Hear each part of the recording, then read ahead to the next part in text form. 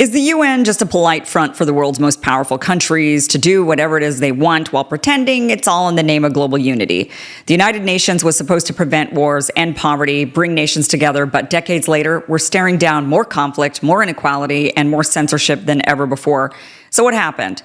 Today, we're talking to the filmmaker behind a brand new documentary on former UN Secretary General Ban Ki-moon called The Quiet Diplomat, which is premiering tomorrow in Seoul, South Korea, with more screenings coming to San Francisco and North America this July. Charles Lyons is a filmmaker and a multimedia journalist who has made films on human rights in Brazil, India, and Japan for the UN, reported for PBS NewsHour and ABC News, and written for the New York Times. Let's go ahead and watch the trailer for The Quiet Diplomat. You are a diplomat, and you have to be diplomatic to everyone. But there are some crazy world leaders out there. What are some of the most difficult people you've had to deal with over the years? I have a lot of secret stories to tell you. Maybe when I retire.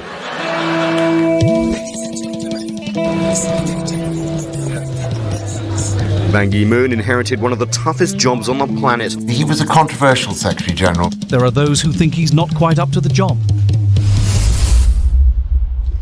So I should. This is right angle. I was just 6 years old when the Korean War broke out. We saw the jets were flying and bombing. Millions of people just became displaced persons. The United Nations saved my family and my country. United Nations no longer represents the world as it is. The UN doesn't have independent strength to defeat this reality. The Secretary General is a prisoner of the countries that conform the Security Council. 5 permanent members have a veto power. There is not a single country from South America, not a single country from Africa. Are you going to get any of the major powers to agree to give up a veto? No way on God's green earth. But the world had changed, and the UN's place in it had changed. The UN has already been found guilty in the court of public opinion. The evidence is there. There's a difference between quiet diplomacy and non-existent diplomacy. I would wish that he was more frontline on real issues of human rights, for example. I was one of you. United Nations helped me. Now I'm going to help you. I have made this climate change issue one of the top priorities. Miss Michelle Bachelet as the head of UN Women. Today, we are launching a campaign called He for She. We must all raise our voices against attacks on lesbians, gays, bisexual, transgender, or intersex people. When do we want climate justice? When do we want it? Now! We have to have a climate change agreement. That will be history. There are rock stars and there are rock stars. And the Secretary General is a genuine rock star. Good evening, Central Park. I feel a bit like a Cinderella. Tomorrow at midnight, everything changes. All right, so as you can see, this isn't just a film about a man in a suit giving speeches. It's about what the UN really is and also what it isn't, who actually runs it, who gets ignored, and whether or not it's time to rethink the entire idea of global governance. Charlie, welcome to the show. Thank you so much for being here. Thank you, Kim. Thank you for having me. I'm interested to know how Ban Ki-moon feels about the UN. I mean, I'm sure when I watch the film, maybe I'll get a bit more insight into how he feels about it. But somebody who led this organization for 10 years, and now here we are. We're at the precipice of another war. A war is already going on. It's just several wars. It's just whether or not the United States gets involved in this war is a question.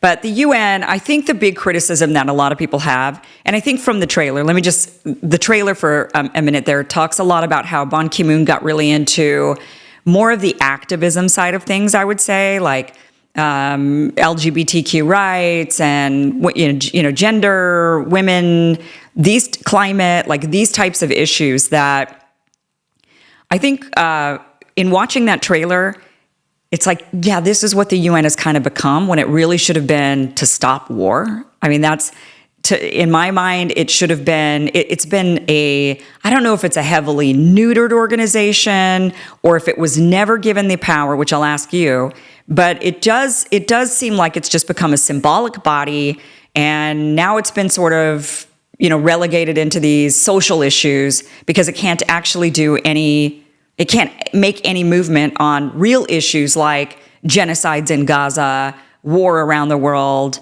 Tell us, what do you think? And also, what is Ban Ki-moon, in your years of following him around for this documentary, how is he even feeling about the UN? Those are lots of very good questions. If I could just go back for a second and say that the one time that the UN intervened in a conflict was when Ban was 6 or 7 years old in the Korean War. And the UN sent troops from various countries like Colombia and US and lots of countries, but it was mainly the US that he remembered, who basically came with the blue and white helmets, and they were the signs of hope for him. They came to help the South Koreans in the conflict against the North Koreans and the Chinese. And so his vision, he grew up with this vision as this of the UN as a humanitarian organization that would fight for what was right, for human rights, for ending conflicts. And then, just quick jump, he met JFK in 1962 at the White House. He was 22 years old or so, brought over as a student exchange in a Red Cross program, and ended up really believing in the idea that's put forth by JFK that we, as a strong country, America, should, and all countries that are strong, should lend helping hands. And we should fight, USAID, which was just scrapped, of course. USAID was one of those children of JFK's philosophy. And that, I think, infiltrated and helped form the role that Ban Ki-moon wanted to play, which is a diplomat who could help solve conflicts. Eventually, he then becomes the head of the UN. Yeah. And I think, to answer your question, he becomes, like every head of the UN, somewhat frustrated by this antiquated system where you have 5 permanent members. You have US, Russia, China, France, and US, China, Russia, France. Is it Japan? And England. England. Oh, that's right. So okay, that's right. Those are the winners of World War II. Yeah. And so that was what the Security Council did in 1945, and that did not change. And so that's where we are even today. They're stuck in vetoes. So one country can veto, and any measure that they want to take is halted. So I think he was frustrated by that. I think everybody was frustrated by that. So when he was a kid and the UN sent troops into Korea, was the Security Council intact then as well? And they were like, okay, yeah, let's greenlight that. Is that what happened? I think that the role of the Security Council with the 5 permanent members didn't happen until China was involved in a little later. Yeah, I'm not really sure. I'm just curious if that was like the one time they're like, okay, yeah, let's send some troops. I just don't know, have they ever sent troops? I just don't. Now it's peacekeeping troops. It's not conflict. Okay. And so they had conflict troops at one point to help save and rescue people, and now they don't? Yeah, so that was the first and only time it ever happened was during the Korean War and the conflict. Yeah, so then what's the point of the UN? I mean, I think that's this is a question that a lot of people are having. I know Donald Trump has talked about it over and over, and he's got his own reasons why he doesn't like the UN, and Israel has their reasons why they don't like the UN, right? Because the UN looks at the United States and Israel and says, hey, you guys are kind of the war criminals of the group, you're doing a bunch of things that are not so great, and we're coming after you. And that then led to some animosity, obviously some animosity and whatnot about, who are you to, to the UN, who are you to label and say that we're doing this bad thing, which is a valid question, I suppose. Like, ultimately, who does get to decide when a country is doing something bad and when a country isn't doing something bad, right? That should be, I suppose, the vote of all the nations. But yeah, it feels like a neutered organization, or one that is pointless in a lot of ways, except to, I guess, promote these sort of social justice issues. Well, I think maybe that's a little misrepresented by my trailer. So that would be logical what you're saying, and but you take something like Ebola, the Ebola crisis in West Africa. The UN was able, through people like Samantha Power, who is the U.S. Representative to UN ambassador, she went over and the UN buckled down and they halted the virus. And there are lots of instances where the UN has done well. These are, if you didn't have the UN, I think Richard Haas says this in my book, in my film, if you didn't have the UN, you would have another organization. Someone else would think of something else that was a humanitarian organization at core that helped nations that were hurting, that tried to work in concert. Now we have 193 nations at the UN. We started out in 1945 with 50 that reached out, to focus on the humanitarian crises that are going on. What you say is true, though. It is hard for the public to get around the fact that we have so much war, and the UN was established to end the scourge of war. That's right. What was said at that meeting in 1945, and it hasn't happened. It seems to me that it would be more honest, I guess, if the UN just stopped even talking about war. I mean, just don't even bring it up, right? Don't vote on these things. Don't put these measures forward because they're just symbolic. I mean, if there's nothing you can do about it, why even talk about it? Why not just say, well, the UN is for all of these other issues, like you talk about, like getting countries together to help fight. When one country has become, has some sort of a natural disaster or has some sort of a, like an outbreak of Ebola or something, then the UN could say, oh, okay, we're going to rally together, get all the nations to help out. We can coordinate. We could use the UN to coordinate, sending in doctors, sending in supplies. Like, that's what we could do. Yes. It would act as like a coordination mechanism for these types of humanitarian crises. And even, I suppose, in war, saying, well, we're like the World Central Kitchen, right? Where it's like, they're not there to stop war. They're just there to feed people, to try to get people fed and to handle the humanitarian crisis that is usually a result of war. So, like, why not the UN just kind of become that, right? Where it's just stop talking about war, because it's just as frustrating. I mean, the one good thing about it, I suppose, is that when they do talk about war, we get to see which countries veto, right? We at least get the countries on record, which ones are going to say. Right. And actually, it's very interesting. I sort of wish I had this in my film, but it isn't.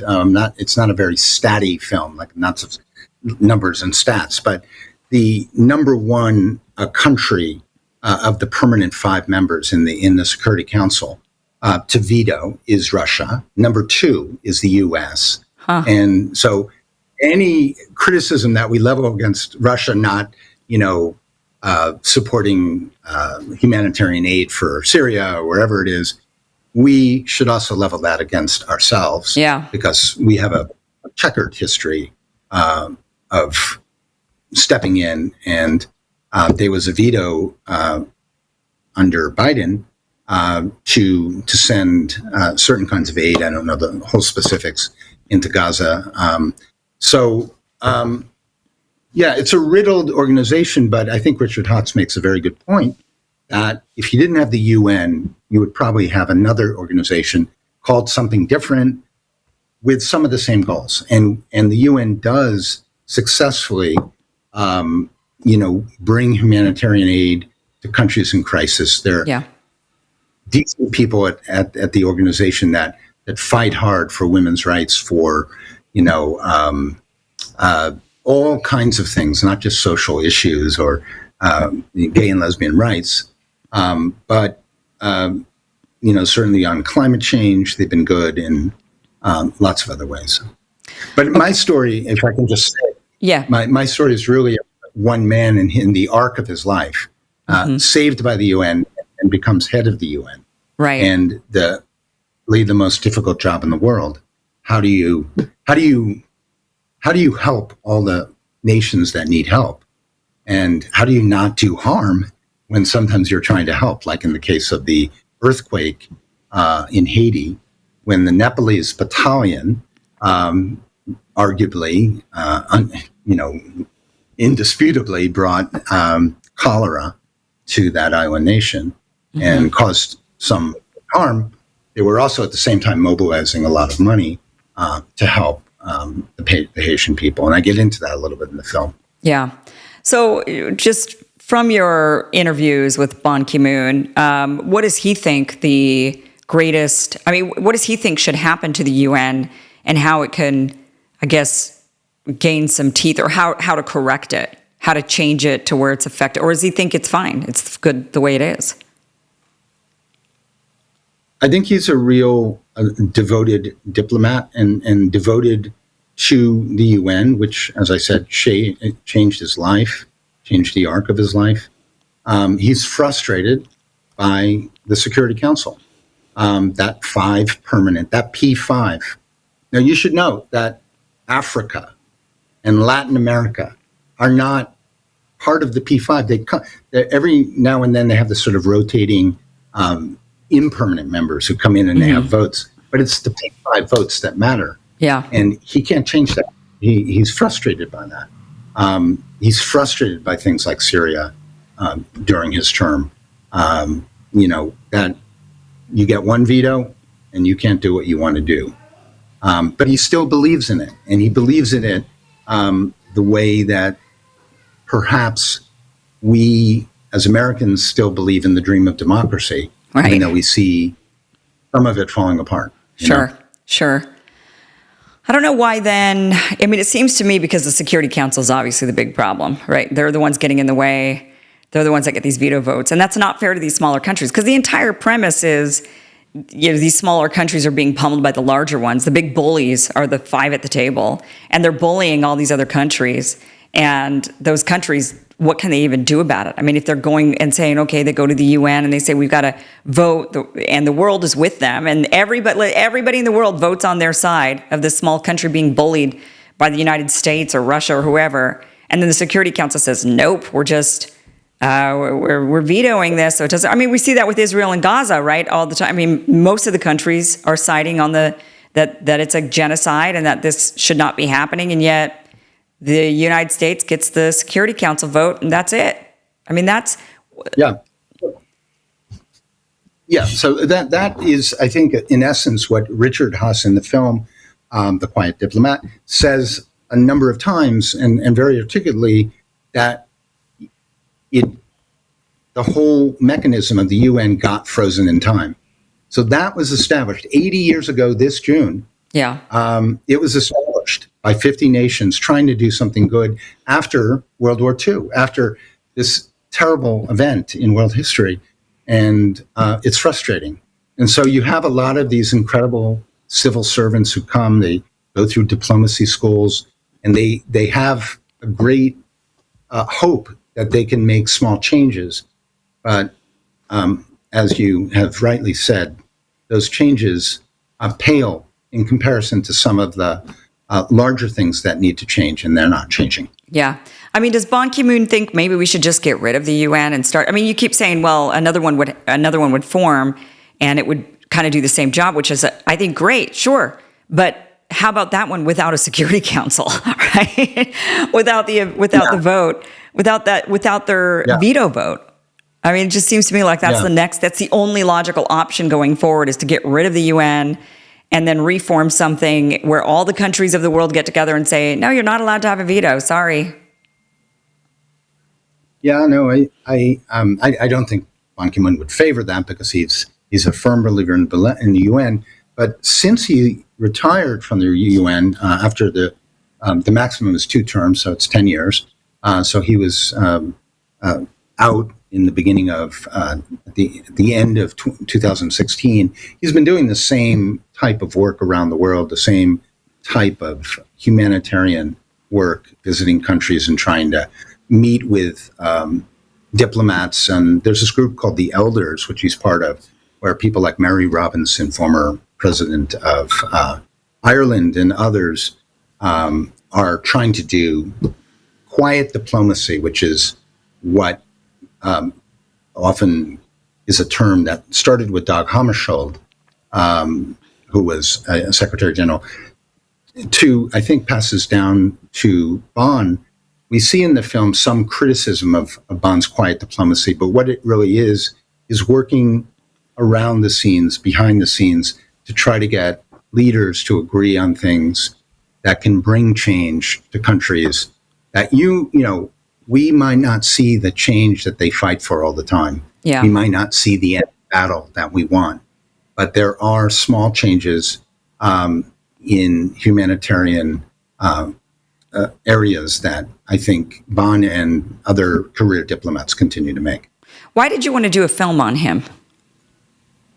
I thought the arc of his life was really remarkable, that he sort of was saved by the UN, and abandoned. His family was, in great need. And then he became this guy who had decision-making power and could change the world. And I think I also embrace I embrace the aspirational qualities of the UN. The fact that there is this organization that wants to do good in the world, especially when we see so many bad things happening. Mm-hmm. So certainly not perfect. It's far from perfect. But I embrace and I do hope that Africa continues to fight and Latin America continues to fight and gets better representation. Will it completely change the way they act? Diplomacy is a slow thing. It's not a quick fix, and there's certainly no army you could create that could solve all the problems of the world. What would Ban Ki-moon say was his greatest accomplishment and his greatest failure while he was UN ambassador? Or what is it? Is it UN, not ambassador? It's the head of the General. Secretary General. Right. The Secretary General. Well, as I show in the Quiet Diplomat, he started out the first few weeks of his tenure being aware that he needed to do something on climate change. And so that was that ultimately, when he got the Paris Climate Accord passed in 2015, signed in 2016, he was on his way out. So that became almost a 9 to 10 year project. Mm-hmm. And he was up against the Bush administration on climate change. There's a funny moment in the film where he says he had a private conversation with George W. Bush, and Bush said, well, I'm going to do as much as China's going to do. And, so it was an uphill battle. But that moment on stage in Paris, with the Climate Accord, which we've seen in a couple of other movies like the Al Gore Inconvenient Truth, was really his victory lap before he left. And then I think he would say that he was very disappointed in the fact that because Russia had the veto, there was nothing they could do to all the suffering in Syria. And that was very much under his term, his watch. Okay. He was criticized for being maybe too friendly with the United States or favoring the U.S. a little bit too much. That was one of the criticisms lobbed against him while he was the Secretary General of the UN. Does he address that at all? Does he talk about that? I have other people talk about that. He was thought to be John Bolton's choice, and the U.S. has a lot of sway when it comes to. It's because the 5 permanent members are the ones that vote on who the Secretary General is. Mm-hmm. So they wanted somebody like Ban Ki-moon. I don't think they'd had, they certainly hadn't had a South Korean. They thought that he would be a little bit more rigidly supportive of everything that the U.S. did, including the agenda that the George W. Bush administration had. And we all remember everything that happened with Iraq and such. We're repeating it right now. Isn't that great? Feels like deja vu. Yes. I think the second term especially, he started to find his stride, and climate change was, the big issue for him, and he was able to bring that through. Now, you could question whether the teeth of whether what was achieved in Paris by getting 193 nations to sign on to lowering emissions and all that is an enforceable thing. So what do you do if somebody doesn't do what they say they're going to do, and how do you measure those enforcements? How do you measure the drop of CO2? And so it's a great victory for him. In the film, we celebrate that moment. But in reality, I think you can look back and you say, this is still a terrible problem, just like many other problems. And so you make these little steps, these baby steps of progress. And that was a larger one for him. That was a tangible one. But I think he likes to be in the fight to help people in need, just like he was helped when he was a boy. Yeah. Right. And that to me, right, and that's what we've discussed, the UN is kind of toothless when it comes to actually helping people who are in dire straits. But, and that's, I think for me, that's why, because I think you and I would disagree on the UN and some of these issues like climate change and the LGBTQ agendas and things. I think that these are mechanisms to control and to keep these other countries, developing countries, from getting a seat at the table, from truly developing and becoming powerhouses. It's meant to, and a lot of times I think that, now I think that the premise, the idea, it's a good idea. We all want to live on a clean planet. We all want to live on a healthy planet. We all want the climate and the environment to be robust and healthy and all of those wonderful things. I don't think there's any denial. I think most people, even in red states in the United States, people will say, oh, it's the Republicans that are against climate change and whatnot. But these are, my home state of Idaho, Montana. These people care a lot about the environment. They care a lot about having clean water, clean air, because they're outdoorsy people. They're constantly outside compared to people in the cities, right? But I do feel like a lot of that stuff, it's an agenda that's being used in order to keep the powerless, really, to keep them down from developing, and almost used by these larger countries as like wouldn't this be nice if we just made everybody do this thing? And then that keeps them, like Brazil, keeps Brazil from actually becoming the country that it really should be, considering the size of the country, right? Brazil, out of all the South American countries, Brazil should be a world power, up at the same size as, up there. The joke on Brazil, I love Brazil. I lived a lot of time in Brazil, spent a lot of time there. And the joke is it's the country of the future and always will be. Not very nice to say that. But there was something else you were saying, that, what we're experiencing, however you view climate change, what we're experiencing is a climate apartheid. So you have places like Nigeria, where the wealthy in Nigeria are building these seawalls to protect the wealthy people if the sea level rises, whereas millions of people are living in the water slums and they're not being protected. So you're right about that.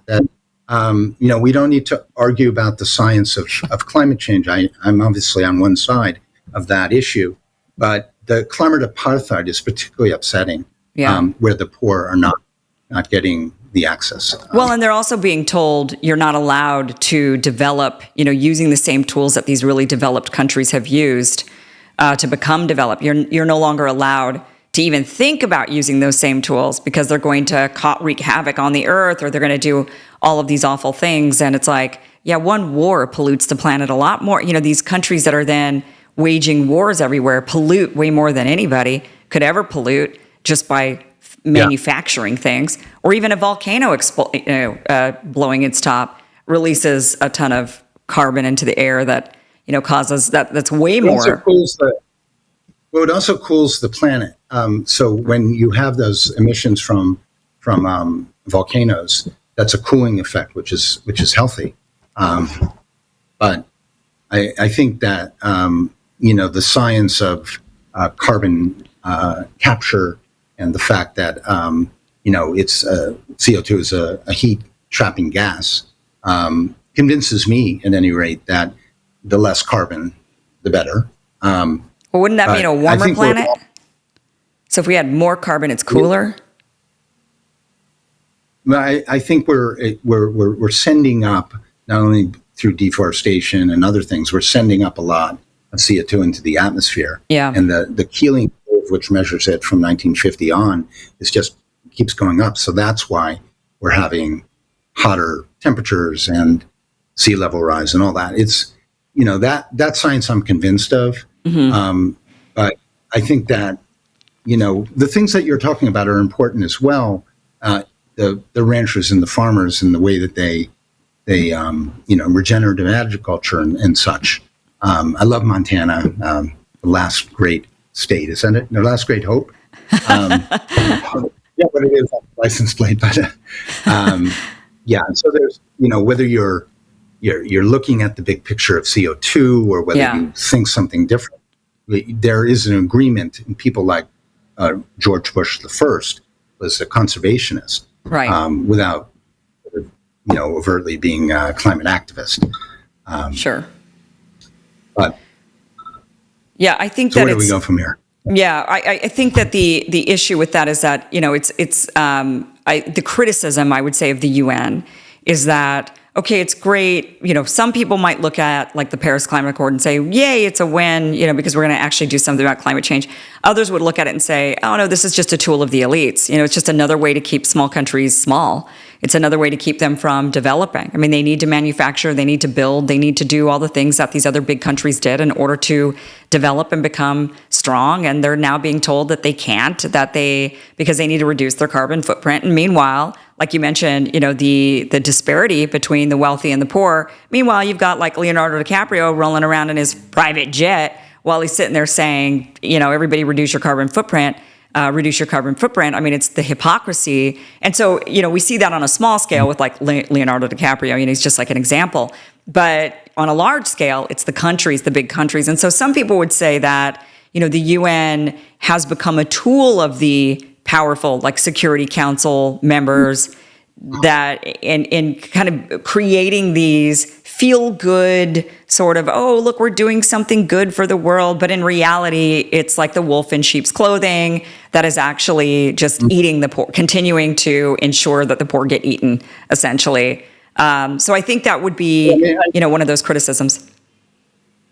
Yeah, I just want to say, because I don't know Leonardo DiCaprio personally, but I do really, I really do respect the fact that he is somebody who's put his money where his mouth is. Like, he's given millions of dollars to indigenous groups, he's supported efforts by environmental groups to help in, the rainforest in Brazil. He's fought for indigenous rights. So I think he's really an exceptional character in that arena. Mm-hmm.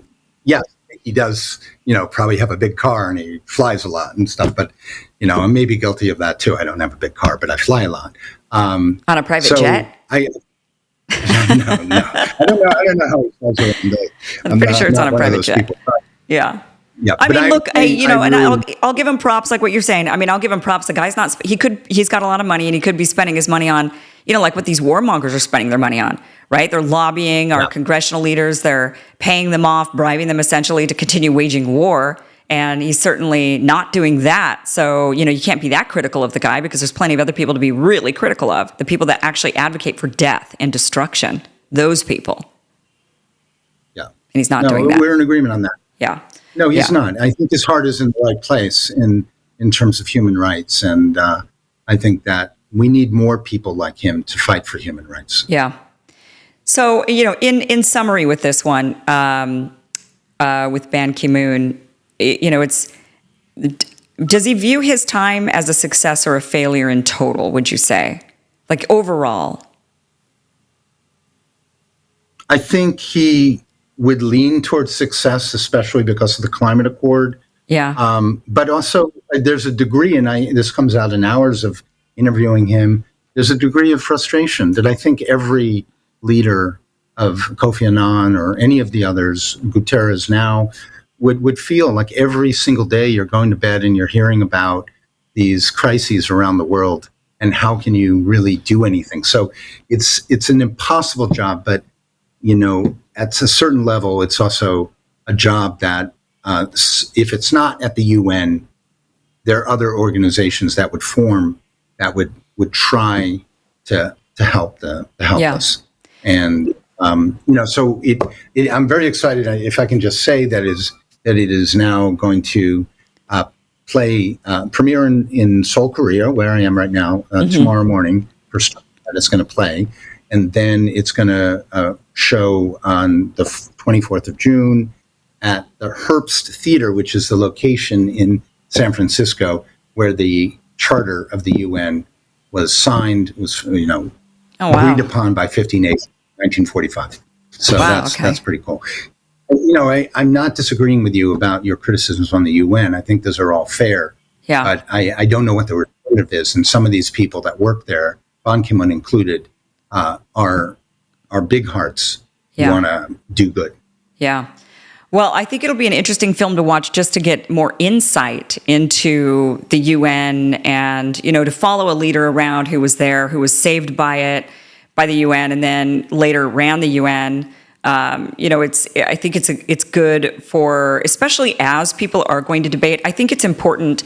Like, for example, that clip came out of Tucker Carlson asking Ted Cruz, I don't know if you saw this, but do you know the population of Iran? And Ted Cruz was like, no. And Tucker says, you mean to tell me that you're trying to topple a country and you don't even know the population of the country that you intend to topple? And he's like, no. And he says, do you know the ethnic makeup of Iran? And he's like, I don't know, Persian. Like, he knew nothing about Iran, and yet he wants to topple and throw these people into crises, essentially. So, and I bring that up because so many people think, myself included, question the UN, like, should this entity exist? Why is it around? What is it doing? And I think it's best if, before we call for the end of an organization or the end of anything, for us to know what the heck it is and what does it do, what are the challenges with it, what are the successes with it. And so I think a film like this, The Quiet Diplomat, might be a good way for many of us to get that sort of insight into the UN, whether you agree with the UN and you want it to continue, or whether you think that it's just become a toothless, sort of like just signaling, virtue signaling in a variety of whether it be humanitarian or social issues or war, it just seems to be like virtue signaling. I mean, whatever you think of the UN, it seems that it's important to at least know, about it before you call for its demise or before you call for it to be ramped up more and given more might and troops to be in the command of the UN or whatever it is, right? I mean, that just seems like that would be the logical thing to want to do. And it seems like this is a good opportunity to gain a bit more insight rather than just what we're watching. I spend countless hours watching footage from the UN, when they live stream various different debates about certain policies or whatever it is that they're doing. And this seems like this is a better way to get also more interesting than sitting there watching hours of debates and, and votes. If I can just say, that this influence that John F. Kennedy had on Ban Ki-moon's life personally, they even, when he went to Harvard School of Public Policy, I believe, he was called JFK just for Korea.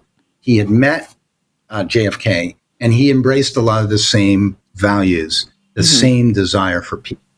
And whether it's actual peace or aspirational peace, that is part of his hardwiring.